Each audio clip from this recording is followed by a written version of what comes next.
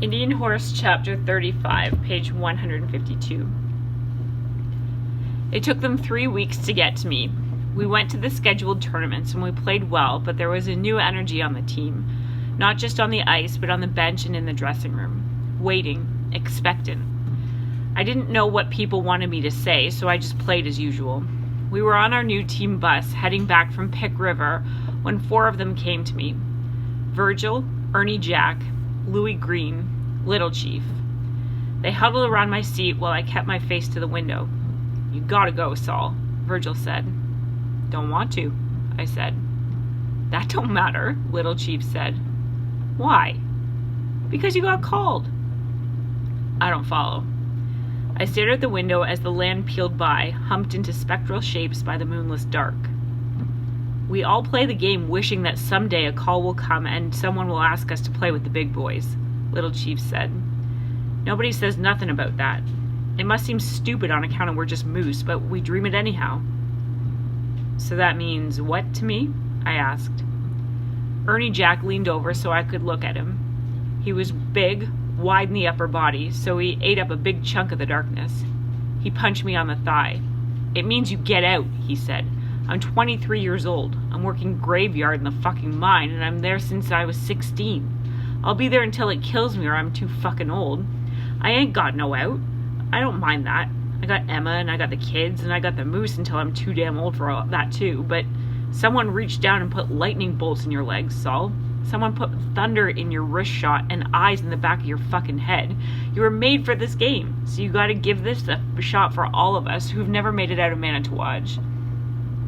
"What if I don't make it?" "You will," Ernie said. "You believe that?" "I ain't the one that has to believe it."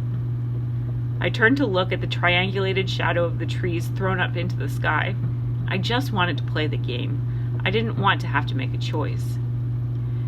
"Something big's gonna happen to you if you stay here, Saul." It was Little Chief. I turned to look at him, and all I could see was the outline of his head like a keg. "What's that?" I asked. "Well, I'm going to wake up 10, 15 years from now, and I'm going to clump on down to the rink to skate, and I'm going to see you making circles on the ice with a puck. I'm going to see you like I always seen you, like something fucking special. I'm going to walk over to those boards 15 years down the road, all stiff and sore from lugging lumber around all day, and see you there and know that it all could have been different, that I might have been able to live some of my dream out through you, but you're still here. So the big thing that's going to happen to you, I'm going to pull you over those boards and kick the shit right out of you for wasting it, for not answering the call." He thumped the back of the seat, and I could feel the emotion working in him. I looked at Virgil. "What do you think?" "I think you owe me." "I owe you?" "Yeah." "Owe you what?" "You owe me the game." "How's that?" "I was the one who said, okay, you skate with us. My dad got you out of that school and brought you up here. But it was me who said yes for the team. I could have said you should play bantam or midget first, but I saw what you could do, and I knew that you could make this team better. If you weren't a moose, you'd be nowhere. No one would have seen you, heard you, known about you. There wouldn't be a scout knocking on the dressing room door. So yeah, Saul, I gave you the game, and you owe me. And if I don't go, then I'll think you're a coward, that you let it beat you without even trying. What if I'm not good enough?" He laughed, and the others laughed too. "You're a shapeshifter, Saul. We all know that. The NHL never seen a shapeshifter before. Believe me, you'll be good enough." "You sure on that?" "Like he said, I ain't the one that has to be." Chapter 36, page 155. In the end, I played out the season and I agreed to go to the Marlborough training camp the next fall. I didn't want the pressure of landing there midway through their season. I didn't want to leave Manitowocc just like that.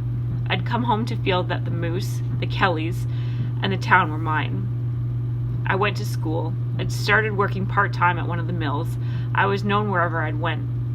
I'd come to a place in the world that I could live in forever, wanted to live in forever. I couldn't leave before I was ready. Making myself ready was hard, but Virgil stayed by my side. We ran the hills outside of town. We did wind sprints up and down those rugged slopes, and he pushed me harder than I'd ever been pushed before. He cut an 8-foot length of birch, made me put it across my shoulders and run uphill with it. He made me bound the talus boulders like Father Le Boutillier and I had done, only now I did it with a 30-pound pack on my back. He fashioned a harness out of a broom handle and some rope, and I used it to raise 50-pound bags of cement off the floor by rolling my wrists. We went to the dump, where he set up rows of tires and had me jump back and forth between them with my feet tied together. When I got so I could do that easily, he made me do it faster. I took a lot of tumbles along the trash. Occasionally, he took me to the bush and I'd chop a tree down. It would take hours, the axe in my hands getting heavier and heavier as I bulled my way through it. Afterwards, we'd bucket the length of it with a saw and carry the branches and detritus to a slash pile for burning. Then he made me carry the sawn rounds to the truck, where he'd watch while I split them for firewood with a 30-pound maul. It was immensely tough work, but I got stronger. I got leaner. I felt powerful. When the time came to leave, he walked me to the bus. I said goodbye to Fred and Martha and the boys on the Moose, but it was Virgil who took me to the Greyhound station. Manitowocz was quiet. It was late August. I was almost 17. I was as tall as I would ever be, but Virgil had managed to pack muscle onto every inch of me. My forearms bulged like Popeyes, and my thighs swelled against my pant legs. We didn't say much to each other as we walked through town. The sun sent shimmers of late summer heat up off the pavement. Flies buzzed around our faces. Pine gum and sulfur bit at our noses. I'm going to miss this place, I said. Manitowocz? Nothing to miss, really. I feel like I grew up here. I guess you did. You were a slack-bellied little pup when you got here. He punched me on the shoulder. You worked damn hard, Saul. You do good down there. They've billeted me with a white family. Yep. Well, there's not many Indians down there, probably. I've never been there. Toronto.